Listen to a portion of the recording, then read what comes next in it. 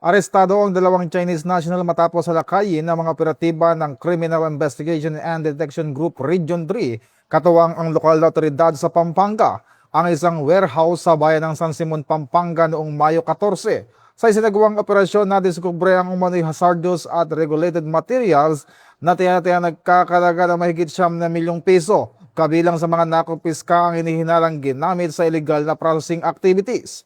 Maharap ang dalawang suspect sa kasong paglabag sa Republic Act 6969 o ang Toxic Substances and Hazardous and Nuclear Waste Control Act of 1990. Sa kasalukuyan, nasa kustodiya ng CIDG Regional Field Unit 3 ang mga naarestong individual para sa kakulang dokumentasyon at legal na proseso. Bagong PNP para sa bagong Pilipinas, serbisyong mabilis, tapat at nararamdaman.